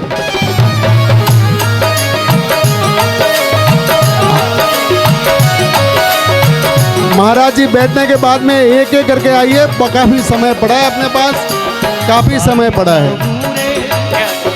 और थोड़ा सा आगे आ जाइए, थोड़ा आगे आ जाइए। अभी आप सब बैठ जाइए शांति से। कनाना मेंट महाराज पधार चुके हैं, और अपने तृप्तानंद गिरी जी महाराज भी पधार चुके हैं। शिक्षा के बारे में आपको बहुत कुछ कहेंगे, लेकिन आगे जो खड़े हैं वो आगे कैमरे के आगे खड़े हैं, please sit down. Hello, come this side. तो अभी बातें सब अपनी शिक्षा को ओर दी। मैं गुरुजी से भी कहूँगा कि शिक्षा के माध्यम के और शिक्षा के बारे में और समाज के बारे में किस तरह अपने को चलना है, किस तरह से क्या करना है, समाज कैसे आगे आएगा, वो महाराज जी बताएंगे। क्योंकि विद्या एक 1000 वाल्टरो गोड़ो है, अण गोड़ा ने अब कण नजरों देखना है, वो ऊपर माते डिपेंड करे। तो मैं ज़्यादा बात नहीं करूं, महाराज पधार चुका है और आपने काफ़ी बातें कही, अच्छी बहुत बढ़िया रही, समाज के हित में बातें कही और ये लागू होती है और इसको इम्प्लीमेंट करना है और किस तरह से चलना है, कैसी दिनचर्या रखनी है, किस तरह से, वो अपने ऊपर डिपेंड है। तो बहुत बहुत धन्यवाद। आप यहाँ पर सुन रहे हैं, हमें अच्छा लग रहा है। जय पीपाजी महाराज। बहुत बहुत धन्यवाद। हमारे बीच में भेग भगवान और इस संपूर्ण कार्यक्रम की धूरी जिन्हें कहें तो अतिशयोक्ति नहीं होगी, आदरजोग बाबू जी अपने बीच में परम पूज्य गुरुदेव श्री श्री 1008 श्री महंत बाबू जी परशुराम गिरिजी महाराज हुक्म विराज पधार चुके हैं। आपका आशीर्वाद समूचे इस पांडाल पर यश और वैभव को बरकत करेगा। साथ ही अपने बीच में परम पूज्य गुरुदेव श्री श्री 108 श्री तृप्त आत्मानंद जी गिरिजी महाराज अपने बीच में विराज रहे हैं। यकीकन ये पांडाल सुशोभित हो रहा है। और दूसरी बात यह है कि शिक्षा के निमित्त मैंने जितने भी जो कार्यक्रम देखे हैं उनमें आपकी उपस्थिति रहती है। ये हमारे समाज के लिए गौरव की बात है। एक बार जोरदार तालियों के साथ में आप श्री का बहुमान करें। समय की अपनी गरिमा है, हमारे पास में समय कम है और जिस तरह का ये समय नियोजित किया था साधु संतों के प्रवचन के लिए, तो अन्य किसी भूमिका को टालते हुए इस कार्यक्रम के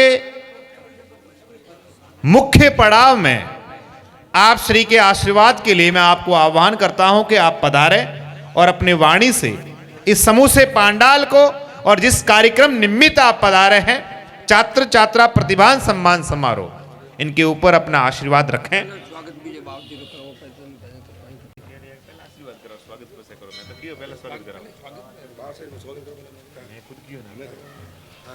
उससे पूर्व आपके स्वागत के लिए आप पधारे हैं। भेग भगवान अपने बीच में है। महंत बाबूजी 1008 परशुराम गिरिजी महाराज अपने बीच में है। आपका स्वागत हम नहीं कह सकते, हम आपका आशीर्वाद प्राप्त करने के लिए अभिनंदन कहेंगे तो शायद बेहतर होगा, क्योंकि आपकी उपस्थिति अपने आप में यश और वैभव को ढालती है। अपने स्थानीय मंदिर के अध्यक्ष महोदय श्रीमान गिरधारी लाल जी भाटी साहब से निवेदन कि आप पधार कर बाबूजी हुक्म का शॉल और माल्यार्पण करके आशीर्वाद ले और इस पंडाल को दिव्य बनाए। श्रीमान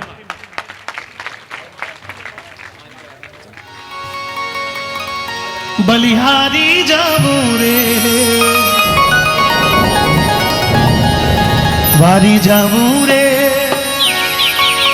बलिहारी जाऊं रे, मारा सतगुरु वांगण आया मैं वारी जाऊं।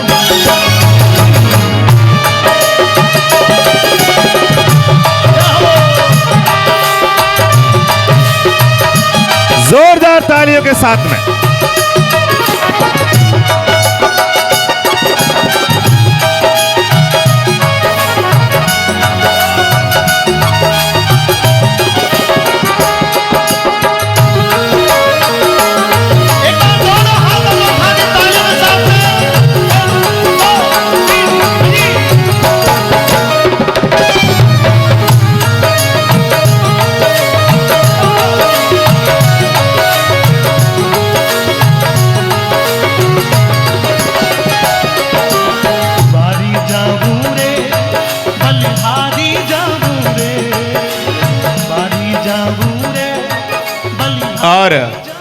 अगली कड़ी में हमारे बीच में अपने समाज को शिक्षा की मुख्य धारा में जोड़ने के लिए जिनका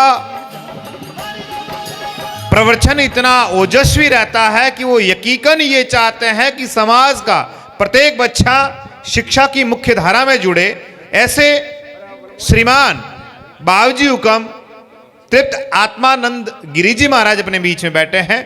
उनके आशीर्वाद के लिए मैं आह्वान करूंगा मोहन जी सवाजी तिलवाड़ा, अध्यक्ष सामूहिक विवाह समिति, कि आप पधारें और आप श्रीमान आप हुक्म आप बाबूजी का स्वागत करवाएं। ये हमारी मर्यादा है, हमारी संस्कृति है और हमारी एक विरासत की थाती है कि हमारे बीच में कि जो भी पदार्थ हैं उनका हम बहुमान करके इसको आगाज करते हैं ताकि ये कार्यक्रम अनूठा हो सके।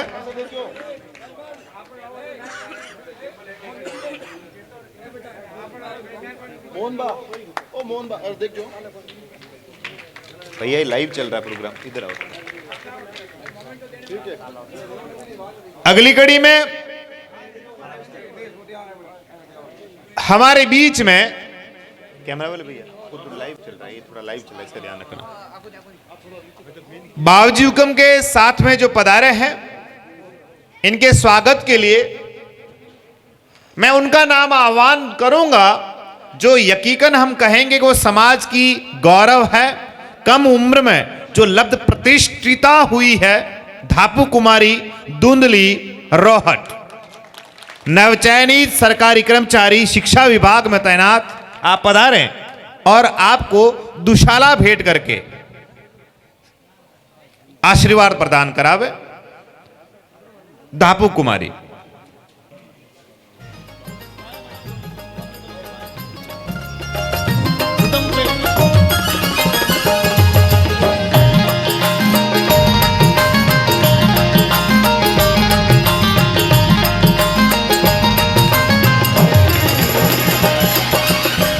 बोली मेरा सतगुरु मरतवानी, बोली मेरा सतगुरु मरतवानी, दूधारा दूध पानी रा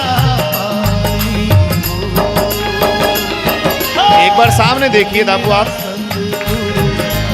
इस साइड बोली मेरा सतगुरु माला भी पहना। दूधारा दूध पानी रा पानी।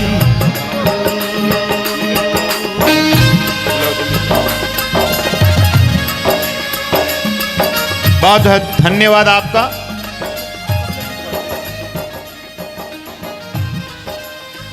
आप शिक्षिका है और हमारे समाज का ये गौरव है कि आप नवचयनित है। आप L1 में बने हैं, पर शिक्षा विभाग की ये बखूबी ये है कि आप L1 से लगा करके LE तक है, अर्थात लेक्चरर है, तो भी आप मार साहब है। तो ये आप इस फील्ड में गए हैं, मुझे बहुत खुशी हुई। और इस को प्रोत्साहित करने के लिए, इनके प्रोत्साहन में अगर मैं कहूं तो अतिशयोक्ति नहीं कि भरत कुमार जी भाटी रोहट का बहुत बड़ा हाथ है जिन्होंने इनको प्रोत्साहित किया। एक बार भरत जी के लिए जोरदार तालियां होनी चाहिए कि वो अपने संपूर्ण गांव के लिए, पढ़ाई के लिए सदैव तत्पर रहते हैं। हो सकता है आप इस बात पे गौर करें ना करें, बाकी काफी बार मैंने ऐसा देखा है। अगली कड़ी में अपने साथ में विराज रहे हैं शादवी जी, इनके स्वागत के लिए मैं आह्वान दे रहा हूं कि पधारें आप। म्यूजिक स्टार्ट कर दो भैया, थोड़ा जल्दी करवाएं। पधारो साहब।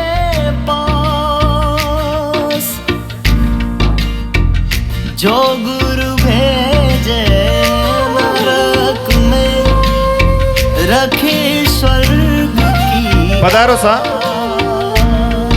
आप हुक्म रो सिरमोर स्वागत कर। रामचंद्र से करना। कौन बड़े,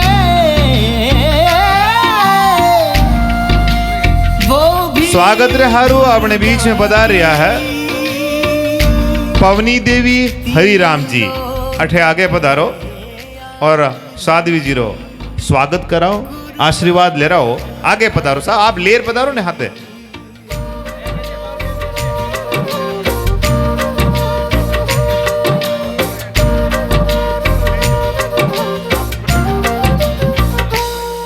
मन करे मनवार पिलायो रे,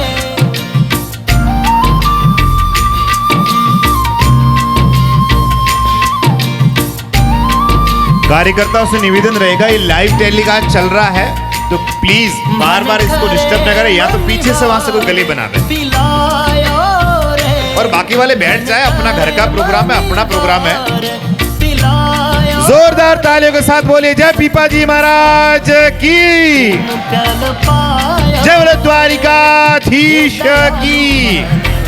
प्रेम प्याल पायो रे, मन करे मनवार पिलायो रे, सतगुरु सामाने प्रेम प्याल पायो रे, हे दयालु माने प्रेम प्याल पायो रे।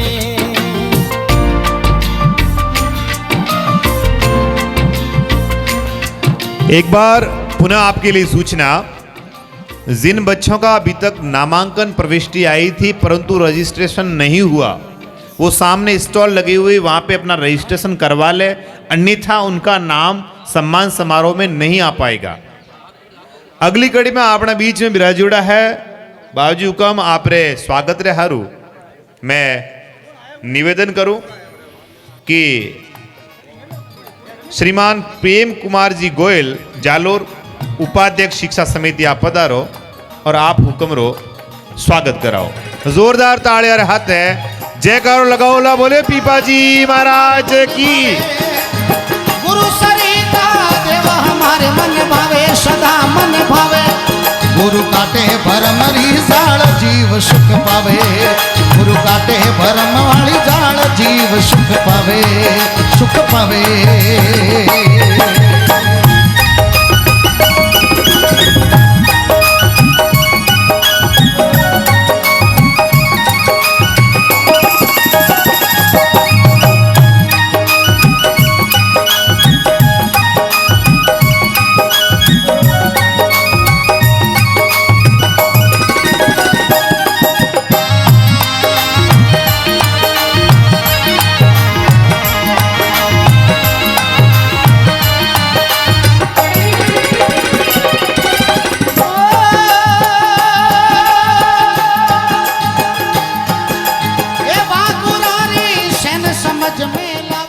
और अपनी अंतिम पड़ाव में आप श्री के स्वागत के लिए मैं आह्वान करता हूं प्रवीण कुमार जी सरवड़ी, क्या पधारे और माल्यार्पण करके सुवासित करें इस पांडाल को और इस कार्यक्रम को एक विधिवत नया आगाज प्रदान करें। आया पावड़ा परमेश्वरी आया पावड़ा, आज रे आनंद भयो सतगुरु आया पावड़ा। जय हो बोले सतगुरु भगवान की, बोले सावरिया सेठ की, क्या बात है। जय हो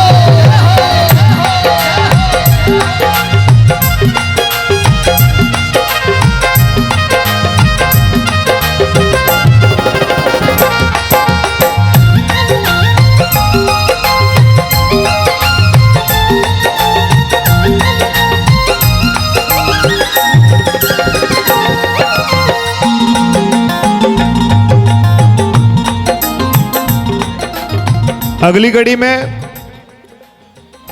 हमारे यहाँ के अध्यक्ष महोदय श्रीमान गिरधारी लाल जी भाटी से निवेदन कि आप भी मंच पे पधारें। आपका पधारना ये आपका बड़प्पन है, परंतु आप मंच पे पधारे। इस कार्यक्रम को हम विधिवत नई रूपरेखा दे रहे हैं, एक नए अंजाम तक हम पहुंचेंगे। आप श्री से निवेदन कि आप मंच पे पधारें और आपके स्वागत के लिए मैं आवाज दे रहा हूं। इस संपूर्ण कार्यक्रम की बैकबोन जिसको कहें, या फिर ये कह सकते हैं कि शिक्षा के निमित्त एक युवा तरुणाई जो इस जोश को लेकर के एक मशाल फैला रहा है। भाई लक्ष्मण जी मोहन जी टापरा पधारे, अध्यक्ष शिक्षा समिति समदड़ी, कि आप श्री का स्वागत कराएं और इस कार्यक्रम को शुरू करें।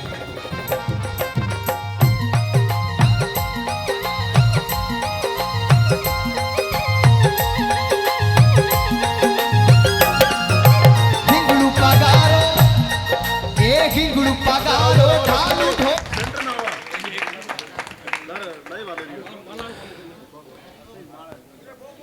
कथन वचन से प्रीति कर ज्यों मुखरित हो संत, धन्य सभासद हो गए और धन्य हो गया मंच।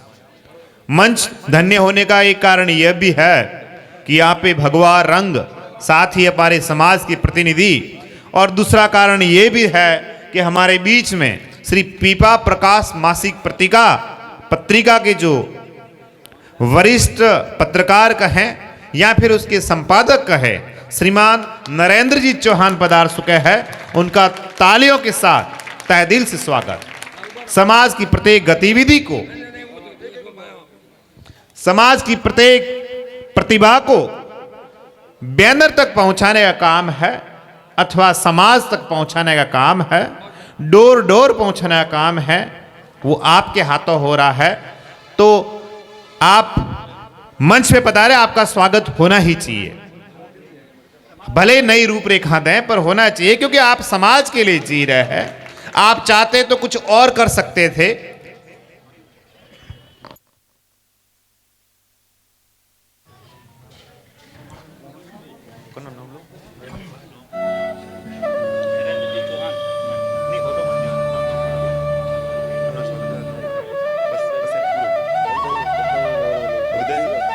श्रीमान उत्तम चंद जी सोलंकी भिनमाल, आप पधारें और आप श्री का स्वागत करवाएं। ये नाम इसलिए ले रहा है कि आप यकीकन इन बच्चों के कहीं न कहीं प्रेरणा पूंज रहे हैं। आपने समाज के निमित्त अपने कंधों को छिला है। आपने समाज के निमित्त शिक्षा के क्षेत्र में कहीं न कहीं अपना भोग दिया है, बलिदान दिया है, त्याग किया है। इसलिए आपको आह्वानित किया जा रहा है। इसलिए आह्वानित करते हुए मैं बड़ा हर्ष भी हो रहा है। और आपसे निवेदन, आप श्रीमान जी का स्वागत करवाएं।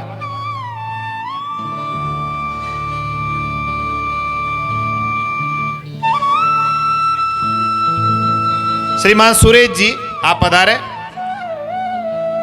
सुरेश जी बावत्रा आप पधारे और आप श्री का स्वागत करवाएं। और फिर इस पड़ाव को यहीं रख करके अब हम आगे की ओर बढ़ रहे हैं। Please take.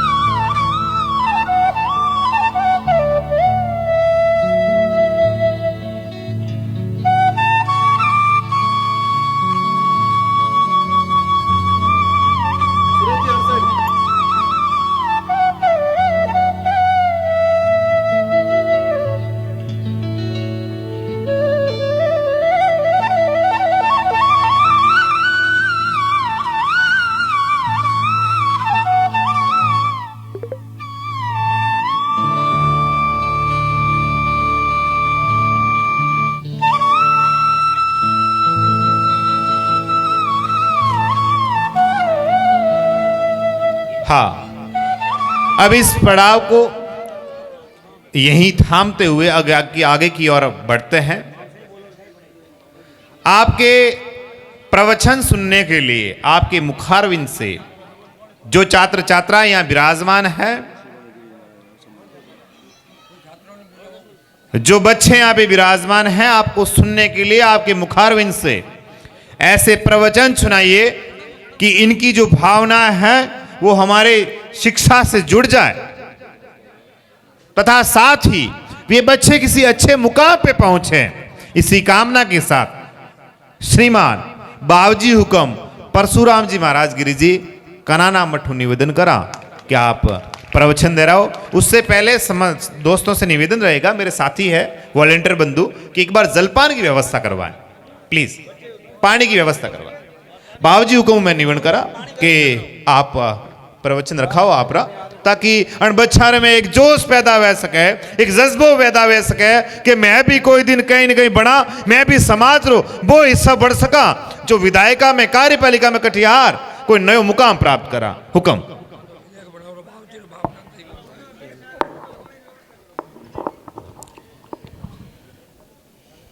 हरिओम।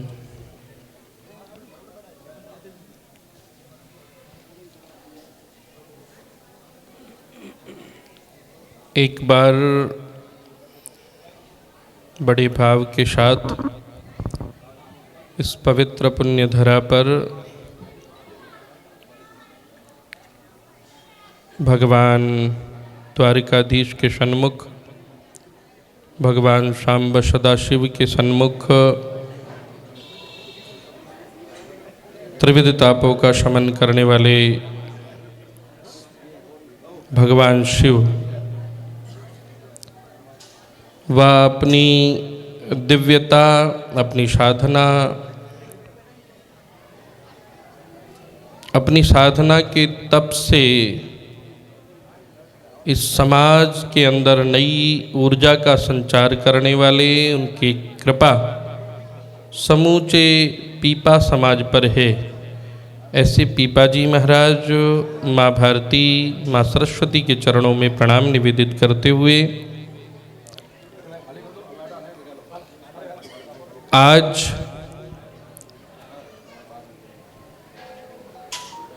जिन बच्चों ने अपनी प्रतिभा से, अपनी संस्कार और शिक्षा की संपन्नता से उच्चतम स्थान प्राप्त किया है, उन बच्चों के मनोबल को बढ़ाने के लिए समाज ने बहुत ही सुंदर, सुगम्य, एकदम सार गर्भित कार्यक्रम रखा। सर्वप्रथम तो आप सभी पीपा महाराज के अनुयायियों को हृदय से साधुवाद, बहुत बहुत आभार। आज के इस कार्यक्रम में विराजमान पूज्य तृप्त आत्मानंद गिरि जी महाराज के चरणों में प्रणाम, उनके समक्ष साथ में ही विराजमान पूज्य साध्वी जी, आप सभी के संरक्षण के लिए समाज की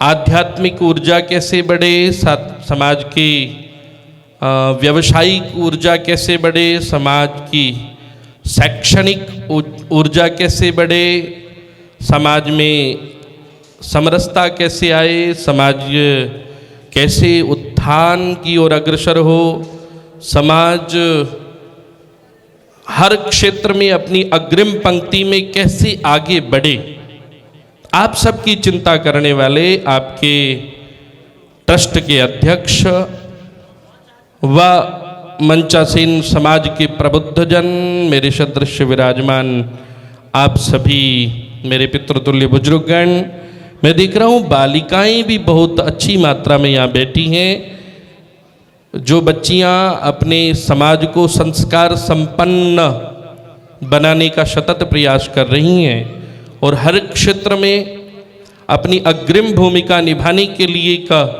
जिज्ञासु बनकर, एक चेष्टावान बनकर मैंने देखा जैसे वो बिटिया आई दूधली की और उसने महाराज जी का स्वागत किया, शिक्षाविद बनी हैं। ऐसे ही हमारे बालक और बालिकाएं हर क्षेत्र में अग्रिम भूमिका निभाएं, ऐसी इन बालक बालिकाओं को अनंत अनंत शुभकामनाएं प्रेषित करता हूं। मातृशक्ति विराजमान है, मातृशक्ति को भी प्रणाम निवेदित करता हूं। और ये वो समाज है जो संतों के प्रति सदैव समर्पित रहने वाला समाज है, क्योंकि अनेकों वर्षों से मैं देख रहा हूं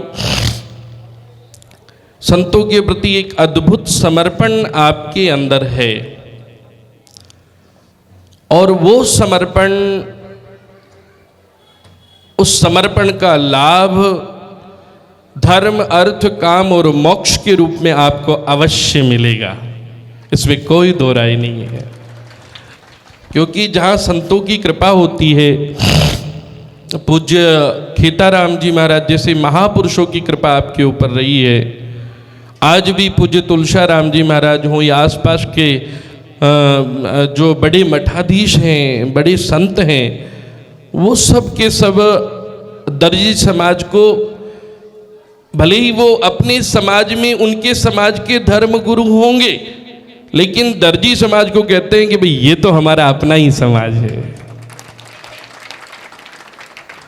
ये स्थान आप लोगों ने प्राप्त किया है, जो मैं मारवाड़ में अनुभव कर रहा हूं।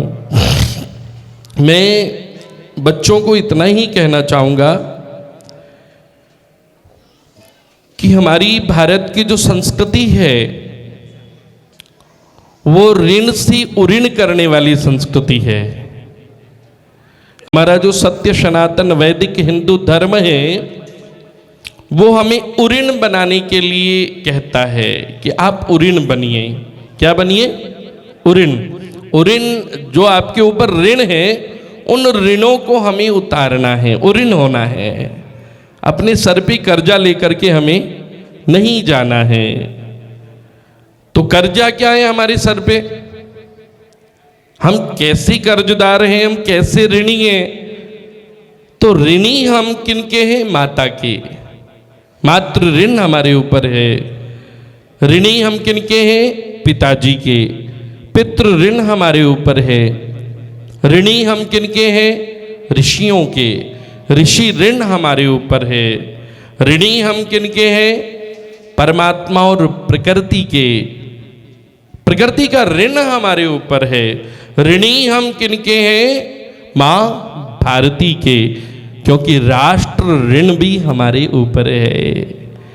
तो मुझे प्रसन्नता हो रही है, आत्मानुगमन हो रहा है, अति आह्लाद हो रहा है, बहुत प्रसन्नता हो रही कि हमारे ये बच्चे हर क्षेत्र में अग्रिम भूमिका निभा रहे हैं। कुछ डॉक्टर बन रहे हैं, कुछ टीचर बन रहे हैं, कोई कलेक्टर बन रहे हैं, कोई आईएएस बनेंगे, कोई आईपीएस बनेंगे, कोई राजनेता बनेंगे। हाँ, कोई हो सकता है हमारे जैसा कोई साधु भी बन जाए, क्या कोई बड़ी बात नहीं है। मेरा कहने का तात्पर्य, आप जिस क्षेत्र में जाएं, विशेषकर मैं विद्यार्थियों को कहना चाहूंगा, आप अपने लक्ष्य की ओर अग्रसर रहें। और आपने अगर अपना लक्ष्य बना लिया और उस लक्ष्य को संकल्प से जोड़ दिया, उस संकल्प में लेश मात्र भी विकल्प हमें नहीं रखना है, बस संकल्प को सिद्धि तक पहुंचाने तक शांत नहीं बैठना है। यत प्रजनानम उत्चैतो धृतिस ज्योतिरंतरमृतम प्रजासु दशमान नरिते किंचन कर्म क्रियते तन्मे मनः शिव संकल्पमस्तु। विद्यार्थी को ध्यान रखना चाहिए कि वो उत्तम वृत्ति से अपनी विद्या की ओर अग्रसर हो। मध्यम, निष्कृष्ट और उत्तम। निष्कृष्ट है तो वो कुछ कर ही नहीं पाएगा, क्योंकि वो आलस्य और प्रमाद में रह जाएगा। फिर आएगा मध्यम। मध्यम विचार वाला मन तो बना लेगा, लेकिन कॉन्फिडेंस की कमी होने के कारण, मनोबल की प्रबलता न होने के कारण वो कहीं था कि कर वही कहूँ वही, कैसे होगा, क्या होगा, मैं परीक्षा तो दे रही हूँ, दे रहा हूँ, लेकिन रिजल्ट पता नहीं कैसा आएगा। वो मध्यम भाव में अपने कॉन्फिडेंस को खो बैठता है। फिर होता है उत्तम। उत्तम वृत्ति वाला जो विद्यार्थी होता है वो अपने लक्ष्य को बनाता है और एक टारगेट करता है, मुझे ये करना है। उसमें चाहे एक बार गिर भी जाए, फिर उठेगा, फिर चढ़ेगा, फिर गिरेगा, फिर उठेगा, फिर चढ़ेगा, और लास्ट में अंततो गत्वा वो अपने लक्ष्य को प्राप्त करके संकल्प को सिद्धि की ओर ले जाता है। तो मैं विद्यार्थियों को ही निवेदन करूंगा, विशेषकर विद्यार्थियों से ही आज चर्चा करूंगा कि आप खूब आगे बढ़ें हमें गर्व होगा कि आप बड़े बड़े अधिकारी बनेंगे, लेकिन उससे भी ज्यादा गर्व तब होगा जब आप बड़े अधिकारी बनने के पश्चात भी अपने समाज को नहीं भूलेंगे, अपने माता पिता को नहीं भूलेंगे, अपनी सत्य सनातन वैदिक हिंदू संस्कृति को नहीं भूलेंगे, तब और ज्यादा गर्व होगा। अगर आप डॉक्टर बन गए हैं तो डॉक्टर बनने के बाद में आपके पास मरीज आया तो वो मरीज आपका ग्राहक ना हो, आपके दिमाग में ये नहीं आ जाए कि ये मेरा ग्राहक है। वो जो आपके सामने मरीज आया है, अगर आप डॉक्टर हैं तो वो मरीज आपके सामने भगवान का रूप हो और आप उसकी सेवा करें, तब डॉक्टर बनने का सदुपयोग है। आप कलेक्टर बन गए और कोई शोषित वंचित गरीब कोई पिछड़ा व्यक्ति अगर आपके पास आया है, कोई कामना लेकर के आया है, कोई तकलीफ में आया है और आपने उसको डांट दिया, आपने उसको कहा चलिए बाद में मिलेंगे, तो समझ लेना वो कलेक्टरी आपकी कोई काम की नहीं है। और आपने उसका सम्मान कर दिया, उसको लगे कि हमें संरक्षण मिल रहा है, तो आपके माता पिता ने आपको आईएएस बनाने के लिए जो पुरुषार्थ किया है, उस पुरुषार्थ का फल सेवा के रूप में आप अपने माता पिता को प्रदान कर दोगे। मेरा कहने का तात्पर्य, आप जिस भी क्षेत्र में जाएं, पूर्ण सेवा और समर्पण के भाव से अपने उस कार्य को करें। हमें पूर्ण विश्वास है कि हमारे ये बच्चे जरूर संतों के इस आह्वान को समझेंगे, नशा मुक्त जीवन जिएंगे।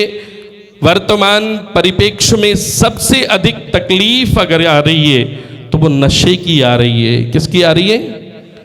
हमारी युवा पीढ़ी नशे की ओर बहुत तेजी से अग्रसर हो रही है। बीड़ी, सिगरेट, गुटखा, तंबाकू है। और आप विचार करो कि वो शरीर की क्या हालत होती होगी जब बच्चों का ओजस्व का समय होता है, तेजस्विता का समय होता है, चेहरे पर एक अलग सी प्रतिभा होनी चाहिए, ज्ञान ध्यान विवेक व पुरुषार्थ का समय होता है, एक नई ऊर्जा का संचार होता है, और उस समय हम बीड़ी, सिगरेट, गुटखा, तंबाकू, शराब आदि मादक पदार्थ अगर हम सेवन करेंगे तो हमारे शरीर का क्या होगा। इसलिए विशेष आह्वान करूंगा, आपके इन बुजुर्गों ने, आपके इन समाज के भला चाहने वाले लोगों ने आपका इतना सम्मान किया है और आपको आज ये देखो कितना सम्मानित कर रहे हैं, तो इनके सम्मान का लाभ तभी होगा जब आज यहाँ से संकल्पित होकर के हमारे युवा जाएं कि हम जीवन में कभी भी किसी प्रकार का कोई नशा नहीं करेंगे। तब इनके इस सम्मान का, ये जो आपको सम्मान दिया जा रहा है, उसकी सार्थकता होगी। हमारे मठ का मूल उद्देश्य ये है, कनाना मठ का यही संदेश, नशा मुक्त हो भारत देश। दूसरा, मैं बहनों से निवेदन करूंगा, बेटियों से निवेदन करूंगा, जो हमारी विदुषियां बैठी हैं, बच्चियां बैठी हैं, उनसे निवेदन करूंगा, आप सबको संस्कार संपन्ना बनना है। आप वो बेटियां हैं जो दो दो कुलों को धन्य करने वाली हैं, दो दो कुलों को धन्य करने वाली बेटियां हो। और जब आप उस कुल में जाओ तो अपने परिवार, अपनी नैतिकता, अपने संस्कार, अपनी संलज्जा, एक अपनी एक निष्ठा, सेवा और समर्पण के माध्यम से उस परिवार को, जिस परिवार में आप बहू बन के जाएंगी, बींदनी बन के जाएंगी, उस परिवार को लगे कि हमारी बींदनी बहुत ही संस्कार संपन्ना है, शिक्षा संपन्न के साथ साथ संस्कार संपन्ना है। तो मैं बहनों से निवेदन करूंगा, हमारी बेटियों से निवेदन करूंगा कि आपको संस्कारों की ओर पुष्ट होना है, क्योंकि आप ही भारत की भावी भविष्य हैं। वर्तमान परिप्रेक्ष्य में हर क्षेत्र में हमारी मातृशक्ति ने आगे अग्रिम भूमिका निभा रही है। वर्तमान में भी देख लीजिए, हमारे राष्ट्रपति पद को सुशोभित करने वाली महिला ही हैं। क्या और वो भी कैसी महिला। मैं बेटियों से आह्वान करूंगा, आप लोग छोटी मोटी तकलीफों में कहती हो कि नहीं हमें ये दिक्कत होगी, हम कैसे पढ़ाई करें, कैसे क्या करें, लेकिन उनकी जब जीवन शैली पढ़ोगी ना, उनके जीवन जो उनके जीवन में गुजरा है, तब आपको पता चलेगा कि कितने अपार कष्ट हमारी राष्ट्रपति महोदया द्रौपदी मुर्मू जी ने अपने जीवन में झेले, लेकिन उन संघर्षों से जूझते हुए संकल्प की ओर अग्रसर रही और आज राष्ट्रपति पद को सुशोभित कर रही हैं। और ऐसे पद को सुशोभित करने के बाद में भी बता दिया कि संस्कार क्या होते हैं। राष्ट्रपति भवन को पूर्ण रूप से उन्होंने मांस और मदिरा से मुक्त कर दिया, वहां शुद्ध शाकाहारी भोजन मिलता है। ये कितनी बड़ी बात है। इसलिए हम चाहे कितने भी बड़े पद पर चले जाएं, लेकिन हमारे संस्कारों की पूंजी सदैव हमारे पास होनी चाहिए। इन्हीं आशा और विश्वास के साथ अपने इन बच्चों के उज्जवल भविष्य की कामना करता हूँ। रवि रुद्र पितामह विष्णुनुतम हरि चंदन कुमकुम पंकयुतम मुनि वृंद गजेंद्र समान युतम तब नौमी सरस्वती पादयुगम। आप सारे के सारे बच्चे हर प्रतिभा में अग्रिम पंक्ति में रहें। आपकी प्रतिभा खाली समाज ही नहीं, खाली राजस्थान ही नहीं, खाली भारत ही नहीं, अपितु पूरे विश्व में ख्याति प्राप्त करने वाले आप बच्चे बने, पूरे विश्व में आपकी ख्याति हो। इन्हीं शुभकामनाओं के साथ पूज्य महाराज जी को प्रणाम निवेदित करते हुए, समाज की कुशलता के लिए भगवान से प्रार्थना करते हुए, आप सभी सुखी स्वस्थ और समृद्ध रहें, खूब अपने जीवन में आगे बढ़ें और माँ भारती के प्रति भी समर्पित रहें। राष्ट्र ऋण से भी उऋण होने का सदैव प्रयास करें। मातृ ऋण, पितृ ऋण, आचार्य ऋण, ऋषि ऋण, राष्ट्र ऋणों से उऋण होकर के अपने जीवन को धन्य बनाएं। बहुत बहुत धन्यवाद। प्रणाम प्रणाम।